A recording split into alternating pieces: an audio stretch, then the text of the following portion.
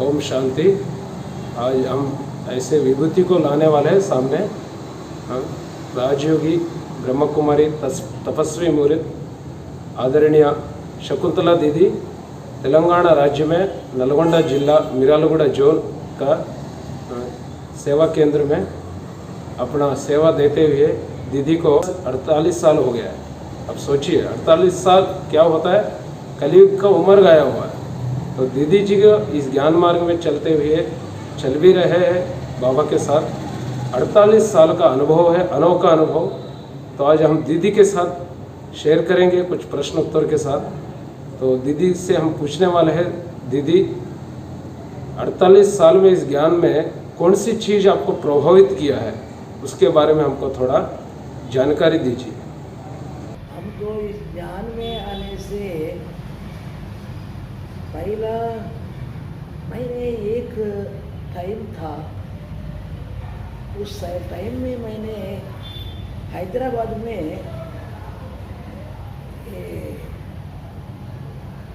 बहुत मानसिक हलचल में कुछ परिस्थितियों के कारण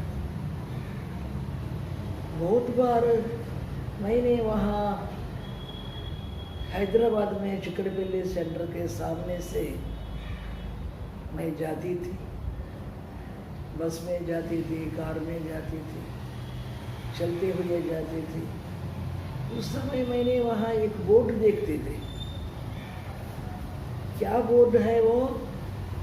श्री कृष्ण का चित्र। श्री कृष्ण का चित्र बहुत अच्छा रमणीय था, सुंदर था। वो चित्र के ऊपर हिंदी में लिखा हुआ था, श्री कृष्ण शीघ्र ही महाविनाश के बाद आने वाला है। तो महाविनाश के बाद श्री कृष्ण इस धरा पर आने वाला है, तो हमको तो बहुत अजीब लगता था। और नीचे लिखा हुआ था, होता था आध्यात्मिक संग्रहालय। हमको तो ये स्टडी के लिए ग्रंथालय में जाने का कुछ बहुत अनुभव था। वो तो उसे दिल पसंद मैटर है वो, तो इसलिए कुछ पुस्तक लाने के लिए हमने एक बार वहाँ गई, वहाँ देखी। तो वहाँ देखने से वहाँ कोई महात्मा नहीं, कोई प्रवचन करने वाला नहीं, सब बहनें ही बहनें हैं। एक बहन ने आकर के आओ बहन जी बोल करके ऊपर लेके गई। सीढ़ी चढ़ते हुए मैंने ऊपर गई, वहाँ देखे तो वहाँ बहनें सब योग में बैठे, रेड लाइट डाले हैं, बहुत सफ़ेद वस्त्रधारी बहनें हैं, माताएं हैं। कुछ बहुत अच्छा साइलेंस म्यूजिक था, सब योग में निमग्न। वो रेड लाइट देख करके मैंने बहुत घबरा गई। तो क्या है, कुछ यहाँ कुछ मंत्र तंत्र करते हैं क्या, मालूम नहीं। बोल करके मैंने जल्दी जाने लगी। पीछे से बहनी ने ठहरिए बोले तो और भी हमारे अंदर धड़कन हो गया, ये पकड़ते हैं क्या करते हैं क्या बोल करके। ऐसे मैंने जल्दी घबरा करके गई थी। बाद में हमको अचानक ये जो एक बार वहाँ के भाई बहने एक हमारे एक घर का भी पता लगा करके हैदराबाद में, वहाँ तक आ करके भाई जी आप आइए यहाँ सुनिए, ऐसा बोल करके उन लोगों ने दिए थे। वहाँ मैंने यही अनुभव किया कि ज्ञान बोलने उन लोगों ने सुनाए तो सब छोटे बच्चे, छोटे बहनें, लेकिन सब विरुद्ध बातें होते थे। सब श्री कृष्ण भगवान नहीं है, आत्मा परमात्मा अलग है, ये मोक्ष नहीं मिलता है, और ये महाविनाश होने वाला है, भगवान ही महाविनाश का ये सब कर्तव्य करता है। ये सब मुझको बहुत वंडर लगता था। बहुत मैंने क्वेश्चन करती थी, कि कैसे भी हमारे पूर्वजन्म के संस्कार से उन लोगों को मैंने नहीं छोड़ी और उन्होंने भी नहीं छोड़ी। उन्होंने बार बार बार बार मेरे पीछे पढ़ करके आप आइए बहन जी, आप सुनिए बहन जी, बहुत प्यार से बोलते थे। हमको हमारी जो वहाँ की कुलदीप दीदी है, अभी शांत सरोवर डायरेक्टर है, वो दीदी का पिताजी महेंद्र सिंह, तो महेंद्र सिंह ने हमको ज्ञान दिया। उस दिनों में हमको बहुत कुछ ज्ञान में बहुत क्वेश्चन आते थे, फिर भी मेरा पाँव वहाँ जाना है, वहाँ सुनना है। एक अलौकिक खिंचावट होती थी, ऐसे मैंने ऊपर चढ़ करके जाती थी। लेकिन ये ज्ञान में इतना मेरे अंदर क्वेश्चन आता था, उतना मेरे अंदर कुछ प्रभाव सा खिंचावट होती थी। यहाँ कुछ है, यहाँ कोई है, इन लोगों के पीछे क्या शक्ति है, कैसे इन लोगों ने बात कर रहे हैं, इतना हिम्मत कैसे आ गई है, इतना शास्त्रों का विरुद्ध कौन बोल सकता है, इनको बोलने वाला कौन है, ये बहुत मेरे अंदर जिज्ञासा होती थी। ऐसे मैं चलती थी। लेकिन मैंने चलने का उस दिनों में, नए दिनों अभी अभी मेरे ज्ञान में आया था, उस दिनों में मुझको बहुत प्रभाव किस बात के ऊपर पड़ा। वहाँ बहुत ऑफिसर लोग आते थे, लॉयर्स आते थे, डॉक्टर्स आते थे, एजुकेटेड प्रिंसिपल्स आते थे, लेकिन सब बहुत सेवा करते थे। नीचे से ऊपर तक ये बोरियाँ उठा करके लेके जाते थे, और ये तेल के डिबिया, घी के डिबिया ऊपर ले करके चलते थे। इतना शारीरिक, इतने बड़े बड़े भाई, उन लोगों के निरहंकारता, उन लोगों के प्यार, उन लोगों के तपस्या के ऊपर मुझको बहुत प्रभाव पड़ता था। फिर उनको कोर्स स्टार्ट हुआ। कोर्स स्टार्ट होने के बाद एक छोटे छोटे बच्चियों के अंदर मैंने बहुत जाग निरति देखी। इस उम्र में कन्याएं, बाहर की लड़कियां कैसे रहते हैं, बहुत फैशनेबल रहते हैं, लेकिन साफ सीधा साधा सफ़ेद वस्त्रधारी, सिंपल सा, कोई आडंबर नहीं, कोई वेशभूषा नहीं, सब एक स्टैचू जैसा लगते थे। वो त्याग मैंने देखी और भावना मैंने देखी, और उन लोगों के निष्ठा मैंने देखी। वो तपस्या में सब ज़्यादा तक मारवाड़ी माता थे, उन लोगों को तेलुगु नहीं आती थी, लेकिन हमारे भाग्यवशात हमको हिंदी, मैंने हिंदी, संस्कृत, ये तेलुगु में BOL पढ़ी थी, ओरिएंटल लैंग्वेजेस इसको बोलते हैं, इसीलिए मुझको ये हिंदी अच्छी तरह आती थी। तो उन्होंने जो भी बात बोलते थे मुझको समझ में आती थी। ऐसे मैंने ज्ञान में चलते चलते बहुत कुछ पहले मुझको आकर्षण हुआ वहाँ के लोगों का त्याग और तपस्या और अपने जीवन की विधि विधान, टाइम टेबल बहुत अच्छा लगा। बहुत क्वेश्चन भी आता था, इतने क्वेश्चन बहुत क्वेश्चन। उन लोगों ने प्यार से बोलते थे, और उन लोगों को इतना प्यारा है। वहाँ के हमारे प्रीतम बहन जी, कुलदीप बहन जी के माँ है, तो बहन जी भी बहुत प्यार दिया। तो दीदी जी, बहुत अच्छा रहा आपका अनुभव, कैसे इस चीज़ को प्रभावित किया है, उस प्रभाव से अपने ज्ञान में चलने लगे।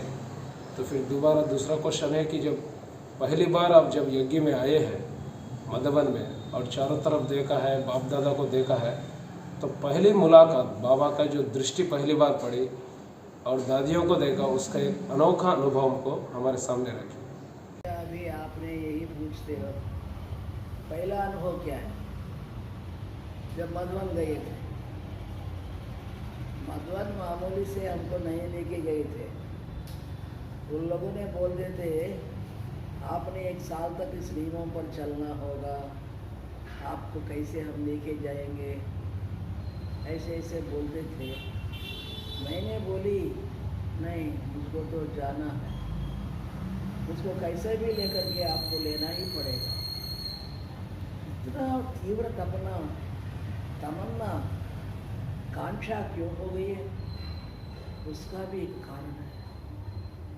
जब इन लोगों ने कोर्स करते थे, मैंने जान में चलती थी, 1 महीना हुआ, 2 महीना हुआ, 3 महीना हुआ, बार बार हमको ये लाइट दिखाई देती थी, बाबा का ये अव्यक्त का लाइट का प्रकाश।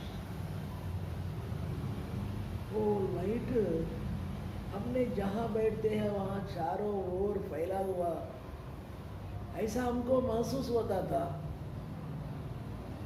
रूम में कहाँ भी देखो लाइट ही लाइट।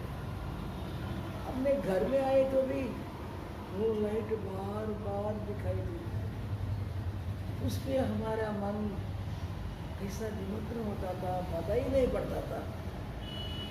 बहुत कुछ आनंद आती थी, तो खींचावट होती थी। इन लोगों ने भाई ने बोलते थे बार बार, और मुरली में भी आता था, मधुबन अच्छा होता है, मधुबन आना, बाप दादा से मिलन मनाना, ऐसा बोलते थे। तो हमको तो और भी तीव्र कांक्षा होगा। हमने प्रीतम भाई जी, महेंद्र भाई के पीछे पड़ करके हमको शीघ्र लेके जाना होगा। तो तुमको टिकट ही नहीं है, मैंने कैसे लेके जाऊँ?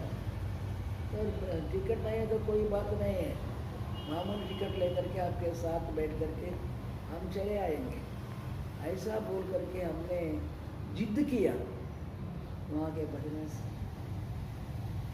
तो बहने भी क्या करेंगे, पहले पहले मैं आ रही हूँ, तो उन लोगों को भी कुछ मेरे ऊपर प्यार दया आई, अच्छा लेके गए।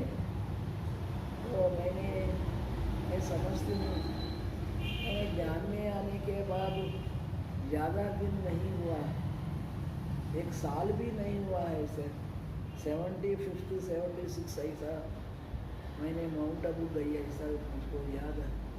1 साल के अंदर ही गई थी विदाउट टिकट। तो वो रेल का अनुभव अलग अनुभव, रेल में बहुत कुछ कष्ट हुआ था, वो सब कोई इस लोक का सुविधा ही नहीं। तो फिर मधुबन में पहली बार मेरे अंदर यही बात होता था, मैंने भगवान से मिलने के लिए जाना।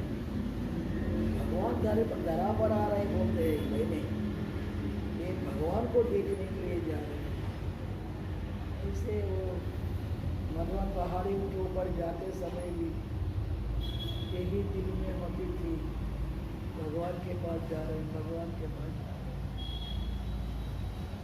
वहाँ कोई पेड़ मिलता, पेड़ दिखाई देती थी, पौधे दिखाई देती थी, वहाँ पहाड़ दिखाई देती थी, लेकिन ये सब भगवान ने यहाँ आकर के देखा है, यहाँ से चला है। उसमें भी पूरा हमको ये भगवान यही याद आता रहा। फिर वहाँ जाते ही मधुबन में ये ब्रह्मा बाबा का एक फोटो था, पाटव भवन में बाबा ने बाहु पसार करके, आओ बच्चे, मैं आपको स्वागत करने के लिए यहाँ, ऐसे बाबा ने हाथ पसार करके हमको बाबा ने देख रहा, ऐसा हमको बहुत अच्छा हमको में पानी आया। ऐसे वो देखते देखते हम कहाँ चले, कैसे गए, फिर रूम में गए। वहाँ मैंने पहली बार बाप दादा को छोटे हाल में देखी। छोटे हमको तो बहुत ये दुनिया का ख्याल नहीं होते थे, क्योंकि मैंने बहुत प्लेसेस देखी, कुछ अज्ञान काल में यात्रा भी करती, लेकिन ऐसे दृश्य मैंने कहा कि नहीं देखे। तो थोड़ा अजीब लगता था, आश्चर्य लगता था, बहुत कुछ सब कुछ भी होता था, लेकिन कुछ उत्सुकता भी होती थी, क्या है देखेंगे। तो वहाँ छोटे हाल में बहुत कम संख्या था, मैं समझती 200 होंगे, 300 होंगे, ज़्यादा 300-400 होंगे। और छोटे हाल में सब बैठ गए। तो दादी आकर के तपस्या में गई और बाप दादा आ गए। चारों ओर सन्नाटा ही सन्नाटा, कोई दिखाई नहीं दे रहा, हमको तो प्रकाश ही प्रकाश, कोई सामने नहीं। फिर बाद में कोई अव्यक्त बात सुनाने लगी, छोटी छोटी बहुत धीमी आवाज से बाप दादा बोलने लगे। वो भी एक वंडर लगा उसको, तो क्या देखा, तो प्रकाश में दादी बैठी, वो बहुत भाई बहने भी बैठे, पुराने दादियाँ साहब लाइन में बैठे। तो इसके बाद मैंने बाबा के रूम में मुझको लेके गया। वहाँ मैं बैठते ही मैं कहाँ उड़ गई मालूम नहीं। मैंने ऐसा समझ रही हूँ, मैंने शरीर में नहीं हूँ, इस शरीर में ही मैंने नहीं हूँ, ऐसा मुझको लगता। फिर मैंने ऐसा समझा, मैं जिंदा हूँ या मरा हूँ।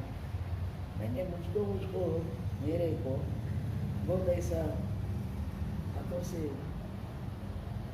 करके, मैंने ऐसा करके, कुछ चलन होता है क्या नहीं होता, ऐसा मैंने देखा। मुझको मैंने ही मारी, फिर भी कोई चलन नहीं है। तो ऐसी सुबह में ऐसे बैठ गई, कहाँ बैठ गई, क्या है, तो मैं उठ नहीं पा रहे। तो बहनी बोल करके वहाँ के बाजू वालों ने उठाई, फिर मैंने नहीं उठी। फिर कैसे भी उठा करके बाहर लेके गए, वहाँ बिठाया।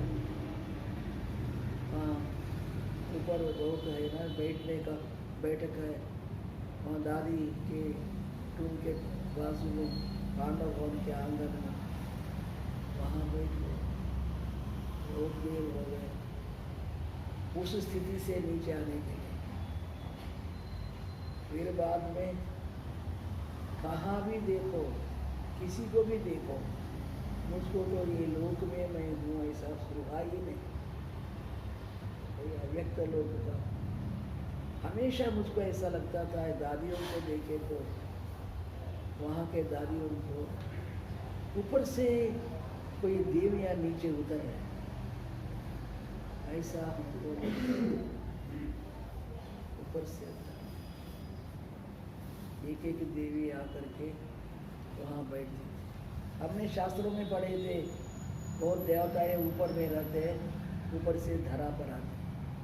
सब कोई दादी को देखे तो कोई देवी जैसा लगते थे। ऐसे पहली बार बाबा को देखने का समय हमको बहुत शांति का, बहुत शीतलता, इस दुनिया को भूलने का और ये शरीर से अलग होने का ऐसा अनुभव हुआ।